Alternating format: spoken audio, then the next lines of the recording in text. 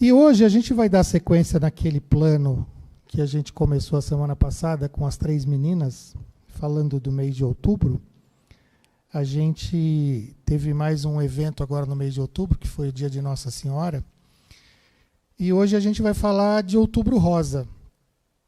E para falar de Outubro Rosa, eu trouxe uma pessoa muito especial.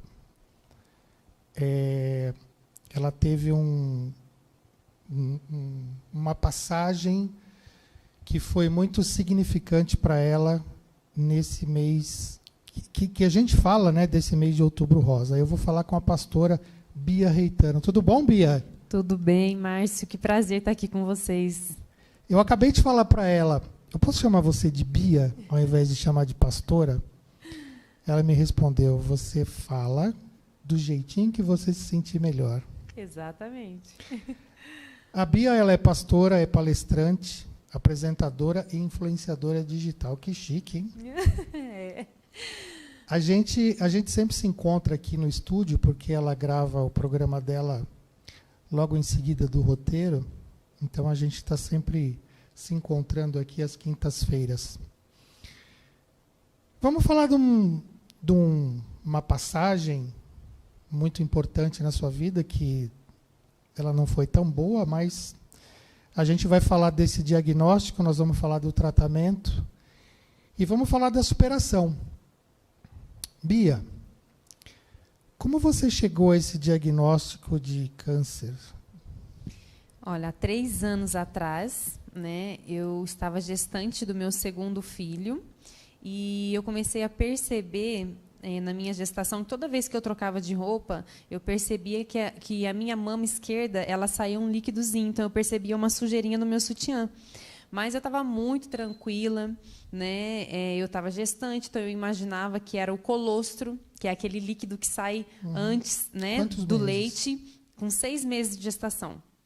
E aí, numa consulta de rotina, ali o meu esposo comentou com um médico e falou, ela está com vazamento, assim. E ele colheu o material e ele falou, olha, não é colostro, é sangue. Né? Vamos fazer alguns exames. Mas, até então, a gente estava muito tranquilo, inclusive o médico também.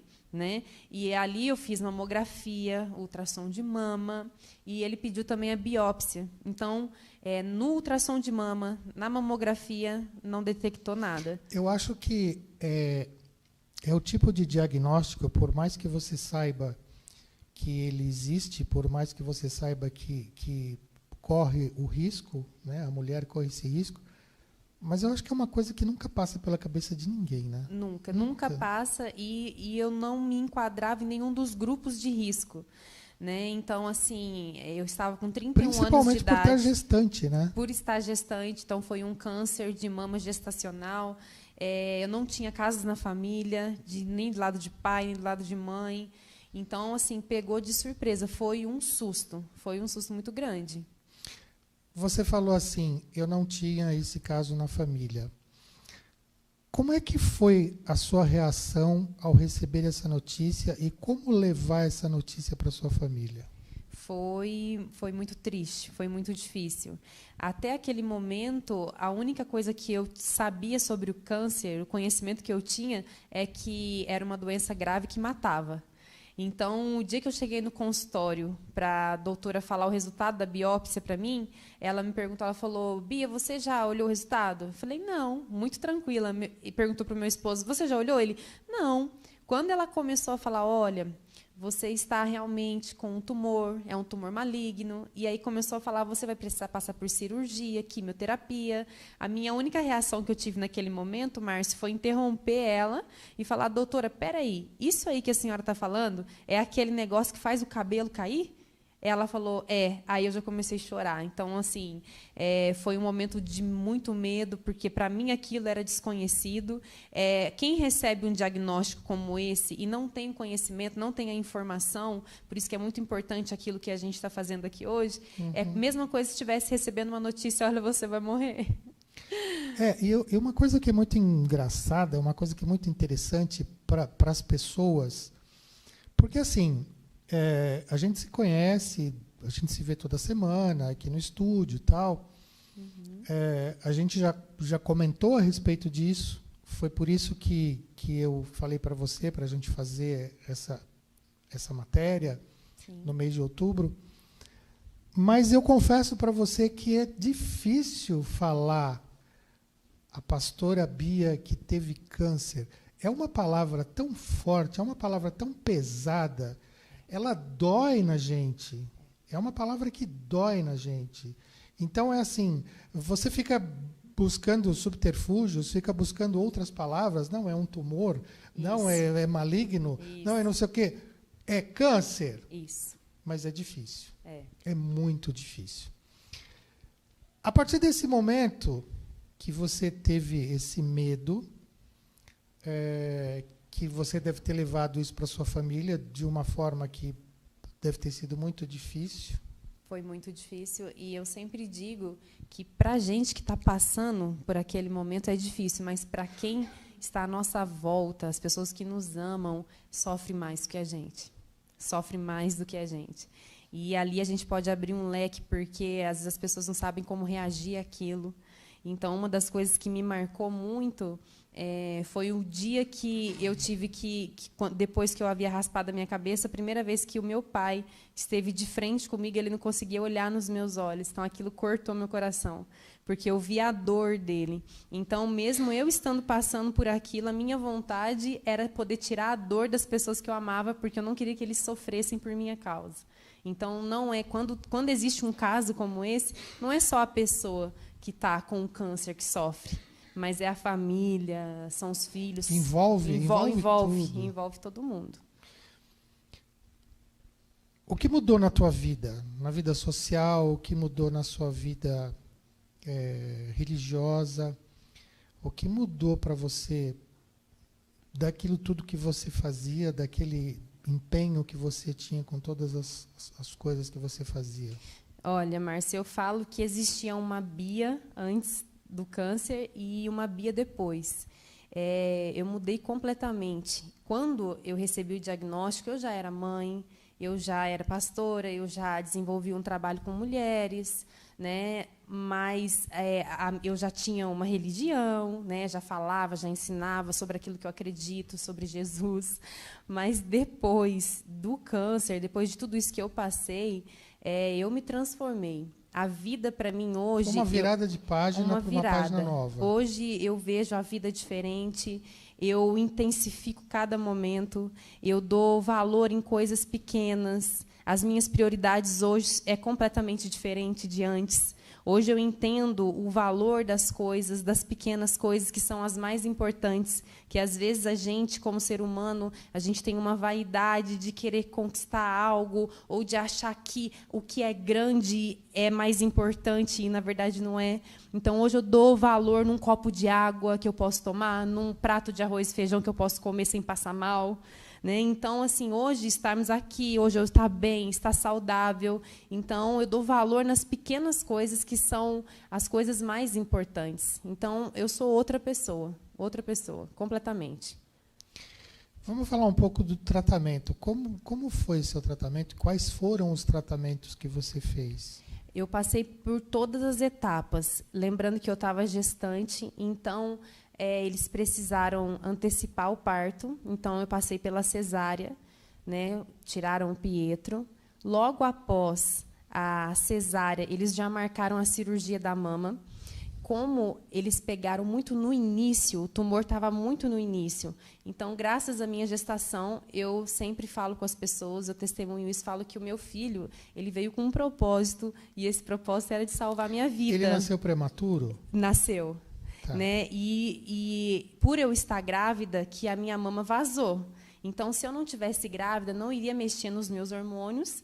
E o próprio médico falou... Ia ser imperceptível. Exatamente, ia ficar silencioso e, quando eu viesse descobrir, poderia estar num estado muito mais grave, né? Poderia ter dado uma metástase, isso.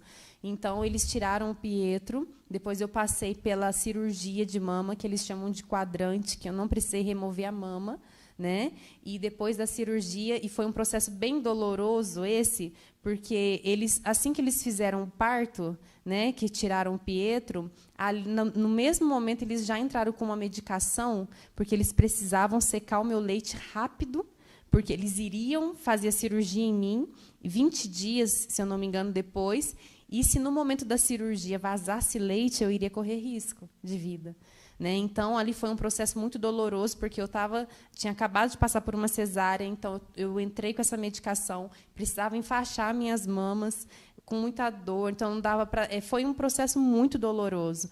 Né? Isso significa que você não conseguiu amamentar o Pietro? Não amamentei, não tive aqueles primeiros momentos que toda mãe, né, tem aquele zelo em ter, que eu não podia dar o banho.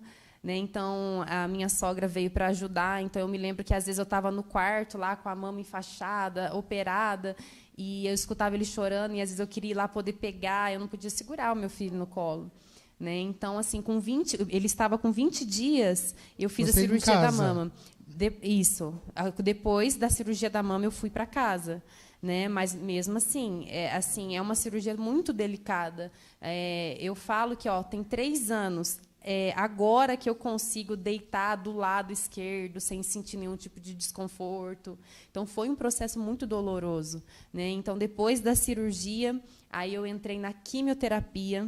Né? Então, eu fiz quimioterapia, e depois da quimioterapia, radioterapia, e hoje eu faço tratamento de hormonioterapia. Né? Então, eu faço uso de tamoxifeno, que é um comprimido que eu tomo todos os dias, e a cada 3 meses eu tomo uma injeção também. Né? Então, isso. Qual é o objetivo desses comprimidos, dessa injeção? É para ajudar na parte hormonal, para ajudar para que não tenha uma recidiva, para que o tumor não volte. Ele não voltar. Porque o meu tumor era de linha hormonal, que cada tumor é um tipo, Entendi. vem de uma linha, e o meu era de linha hormonal. Pode, assim, curiosidade pura, pode ser que esse tumor ele tenha sido proveniente do leite da mama, ou não tem nada a ver? Não dá Até onde eu também. tenho o conhecimento, eu acredito que do leite, não. Não. Os médicos, né, não tem como eles dizer, você teve câncer por isso. Né? Eles não podem dizer isso. Mas, quando é um tumor de uma linha hormonal, eles dizem que pode ser algum tipo de descarga hormonal também. O que é uma descarga hormonal? E batia muito bem com o meu estilo de vida. Uma pessoa que, às vezes, não come bem, não dorme bem, tem muita pressão. Então, assim, eu trabalho como pastora. Na época, eu já era pastora. Então, sempre atendendo alguém, sempre envolvido em problema de alguém. Então, eu passei por Você somatiza a energia das outras pessoas, e isso causa um problema sério. Exatamente. Então, lógico que eles não batem o martelo e falam, foi por isso, né? Não tem como dizer. Mas, assim, se encaixou muito dentro do meu perfil, do meu quadro. Então, eu não tinha uma alimentação muito boa, não tinha horário para dormir, não praticava exercícios. Né? Então, eles acreditam, sim, que uma descarga hormonal pode ter ocorrido e acontecido isso, e veio câncer. Até porque, na minha família, não tem nada que possa ser hereditário, entendeu? Não tive nenhum caso de câncer, nem lado de pai, nem lado de mãe, por isso que foi um susto. Foi um susto na família toda. E esses tratamentos que você falou, quimioterapia, radioterapia, terapia, aí cai o cabelo. Isso. Como é que funciona isso na cabeça da gente? Eu falo que um dos processos mais difíceis do tratamento foi a quimioterapia. Existem vários tipos de quimioterapia também. Tem mulheres que fazem quimioterapia no comprimido, tem mulheres que fazem quimioterapia na veia, que foi o meu caso. Né? Tem a quimioterapia vermelha, a branca, e cada uma tem um efeito colateral. A que eu fiz, por eu ser muito nova, eles precisaram entrar com um tratamento mais agressivo, mais forte. Né? Então, a que eu fiz, um dos efeitos colaterais é a queda do cabelo. Então, para mim, foi muito difícil, né? Então, se tiver alguma mulher nos assistindo, vai compreender. Porque mexe na identidade, né? A nossa identidade, ela é construída... Autoestima. A autoestima, né? Uma mulher, a sua identidade, ela é também através de um estilo de corte de cabelo, de uma roupa que você usa, e você ver isso sendo desconstruído, né? Sem que fosse uma escolha sua, é muito doloroso. Então, para mim, foi muito difícil. Porém, também ali se iniciou um processo muito lindo de Deus na minha vida. Eu lembro, Márcio, que quando eu sabia que isso ia acontecer, o médico já tinha me avisado, e eu ganhei um presente de uma amiga minha, e ela falou, olha, eu vou te dar de presente uma peruca, que é exatamente o seu cabelo. É uma artista plástica aqui de São José dos Campos. Eu vou te dar... E era exatamente o meu cabelo, Márcio. Era da mesma cor, era do mesmo tamanho. E quando ela me deu essa peruca, eu lembro que eu cheguei em casa e eu falei assim, olha, eu só vou tirar essa peruca quando eu for tomar banho, né? Porque eu não quero sair careca, porque aquilo estava me doendo muito. E se eu disser para vocês que eu só coloquei essa peruca umas 2 vezes para tirar foto, e eu saí era careca para todo lado, porque ali, naquele processo doloroso... É uma libertação, né? Exatamente. Ali eu fui me descobrindo também. Eu fui descobrindo o verdadeiro valor da vida, quem eu realmente era, né? Que estava muito acima de ter um cabelo ou não. E ali o meu caso começou a repercutir muito, Márcio. Então, foi aonde as minhas redes sociais começou a estourar, né? Desculpa de cortar, e como diz o outro gordo, esse tratamento você fez aonde? Aqui em São José? Aqui em São José dos Campos, na Santa Casa. Tá. Isso, tudo aqui. Só a radioterapia que eu fazia em Guarulhos, a rádio. Ah, sim. Ah, tá. Peço as fotos? Você já está falando... É engraçado, ela fala assim, pede as fotos. O Herbert vai colocar umas fotos, pede as fotos. Isso. Então vamos ver umas fotos que a Bia mandou para a gente, para ilustrar um pouco aquilo tudo que ela está falando. Ai, que delícia. Esse daí foi o primeiro passeio que eu pude fazer com o Pietro fora de casa. Eu estou bem carequinha. Tá vendo? Ele estava numa madeira porque eu não podia dar mamar. A gente estava no shopping esse dia. Foi o primeiro passeio. Quanto tempo ele tinha aí? Ele deve estar com uns 2 meses. Bem novinho. Apesar de ele ser prematuro, né? Apesar disso, ele parece ter uns 2, 3 meses. Isso. Foi bem especial esse dia. Quais foram os efeitos colaterais que você teve? A queda do cabelo, a minha sobrancelha também raliou bastante. Eu tinha uma coceira na mão, uma alergia. Eu emagreci muito. O tom da minha pele ficou muito diferente também. Se olhava para mim, eu estava muito amarela. Né? Ressecava? Até que não ressecou muito, era mais a coceira que eu tinha nas mãos mesmo. E muita náusea, né? Esse daí é um irmão meu. Isso aí foi um dia de quimioterapia. Estava fazendo uma quimioterapia. Foi a minha última sessão. A última sessão de quimioterapia. Olha lá, aí é o Pietrinho. Olha lá, o cabelinho já estava começando a crescer de novo. Aí o Pietro olhava para você e falava assim, Jesus, quem é essa? Ele falava, mamãe. Quando eu estava na barriga, ela não era assim. Ela estava cabeluda. Aí foi um exame de rotina que eu fazia, né? Ainda faço. Você emagreceu muito? Muito. Dá para perceber pelas eu já fotos. sou magrinha, mas eu emagreci bastante. Olha esse foi o dia, esse daí é o meu esposo. Foi o dia que eu raspei a cabeça, porque já tinha começado a cair o cabelo. Aqui dá para ver algumas falhas, ó. Então, logo que começou a cair o cabelo, você decidiu... No outro dia. Quando eu percebi, porque aquela expectativa, será que vai cair mesmo, né? Você ainda fica torcendo para que não aconteça, né? Comigo não vai acontecer. Às vezes não vai cair. E caiu. E aí essa foto ela é bem marcante também. Isso daí foi o meu aniversário de 32 anos e um dos efeitos colaterais da quimioterapia, que é grave, que você tem que ir de imediato para o hospital, é se você tiver febre. Os outros você trata em casa. Então, no dia 19 de janeiro, à noite, eu comecei a ter febre. Stop, corta tudo, para tudo. 19 de janeiro é o dia do seu aniversário? É 20. O meu é 19. Olha aí! Gente! Olha aí, gente! Gente, 19 de janeiro é meu aniversário, dela é dia 20. Vamos fazer festa em janeiro, maravilha! Hein? Então quer dizer que você... A dia 15 é do tio. Então quer dizer que... a Gigi. A Giovana, dia 25. Olha só. Então quer dizer que no dia 19 você teve febre. Comecei a ter febre. Passou o dia do aniversário. Fui para o hospital. E aí chegou no hospital, quando eles viram que era febre, fizeram exame de sangue e me colocaram em isolamento. Ou seja, as pessoas estavam preparando festa surpresa para mim. E a surpresa eu fiquei em isolamento no hospital. Então marcou bastante. Aí foi algumas campanhas que eu comecei a fazer. Inclusive, eu comecei a trabalhar como influenciadora digital. Eu estava carequinha. Tem até uma outra foto minha. Então, a influenciadora digital nasceu nesse processo de dor. A minha primeira foto como influenciadora digital, eu estava carequinha. Aí os médicos liberou o meu filho entrar para me ver. Eu já estava uma semana em isolamento. Seu filho mais velho. Esse é o Pablo, mais velho.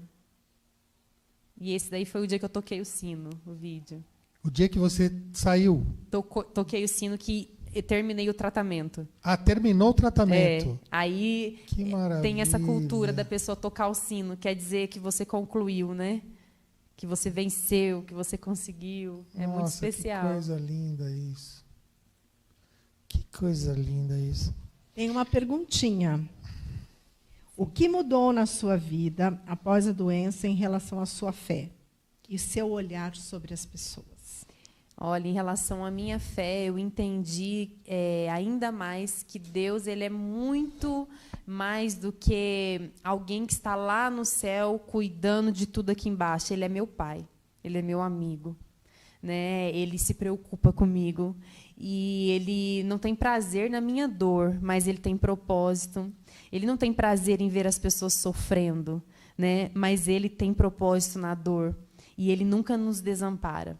Por muitos momentos, quando eu achava que eu não ia aguentar mais, falava, eu não estou aguentando mais, ele sempre me dava um sinal, através de alguém, através de alguma coisa. O Pietro mesmo, no meu ventre, eu pensava assim, falava, meu Deus, como que eu vou passar por isso com uma criança na minha barriga?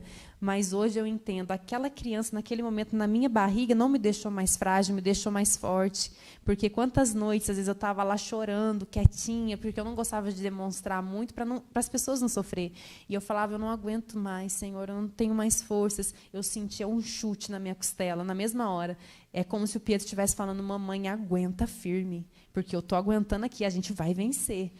Né? Ô, Bia, me fala uma coisa.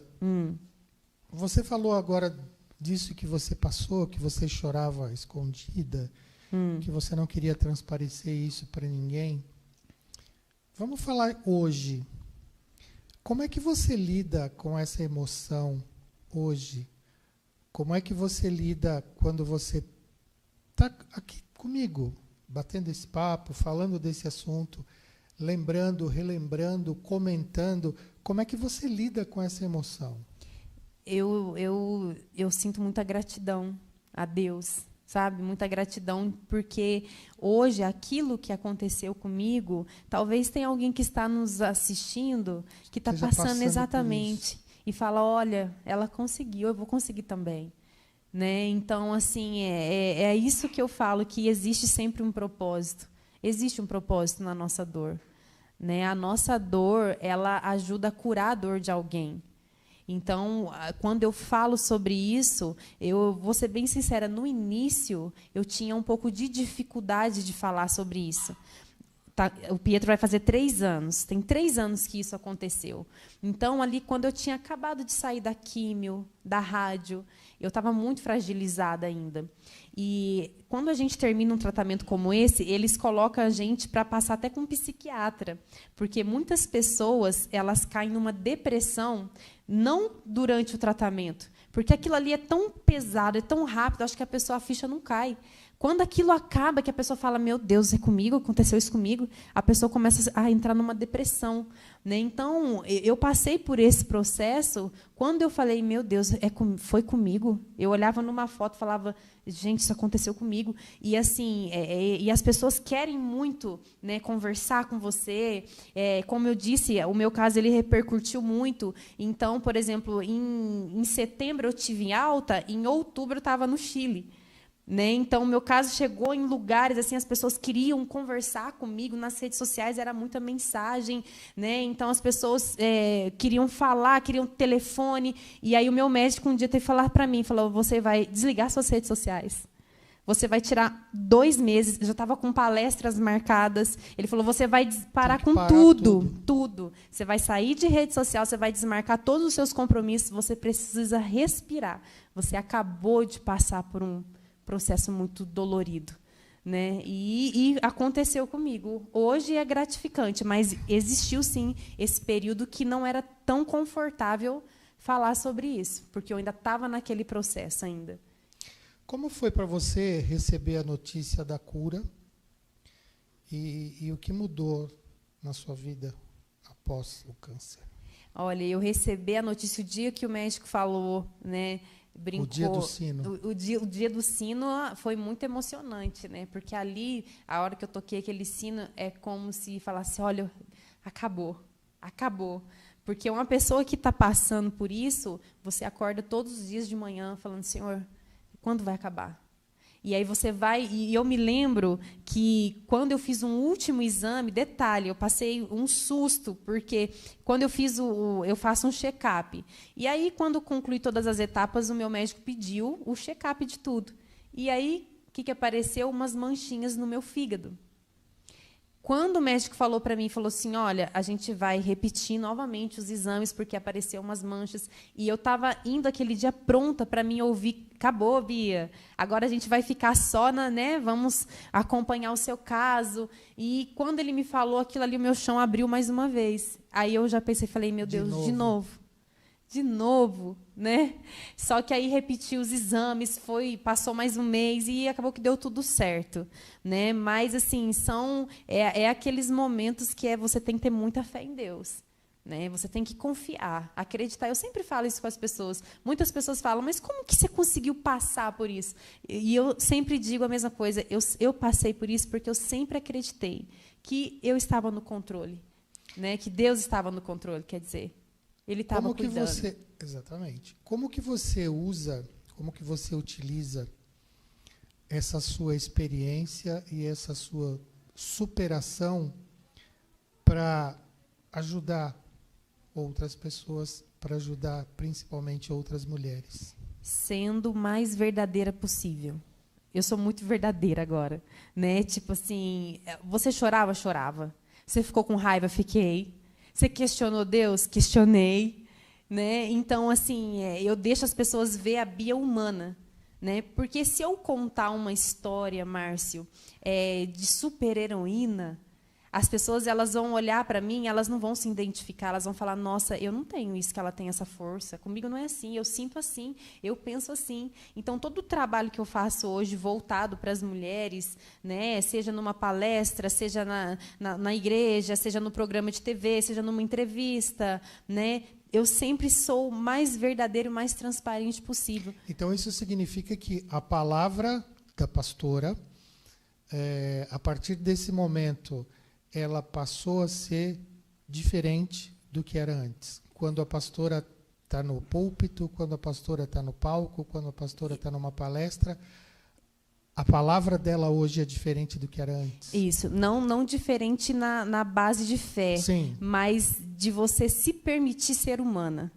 Se permitir ser humana, porque as pessoas, às vezes, elas olham alguém que tem um título, vamos supor, ela é uma pastora, então as pessoas acham que a pastora não é uma mulher, um ser humano, é uma super-heroína, e não. E antes, né, de qualquer coisa... Exatamente. Então, hoje, eu mesmo me trato como um ser humano, né? Então, assim, todo mundo chora, eu posso chorar.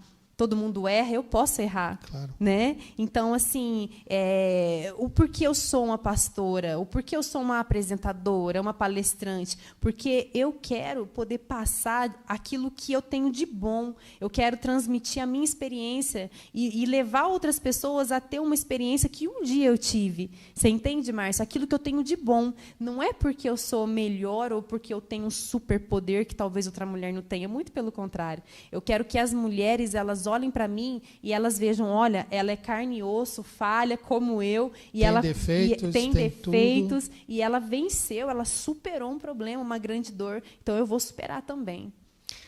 Bia, olha, eu só posso agradecer a tua presença aqui, agradecer por esse papo maravilhoso. Eu queria que, antes da gente terminar, que eu sei que você é mestre nisso, queria que você deixasse uma palavra para as Mas antes pessoas eu que estão preciso falar uma acompanhando. coisa, porque existem algumas mensagenzinhas que não são perguntas, mas eu acho que são importantes. Sim, Tá? tá bom. Nossa, que difícil. Uma guerreira. Obrigada. Vamos ver aqui a outra. Lindo testemunho e muito importante. Deus continue te abençoando. Amém. Muito obrigada. Muito obrigada.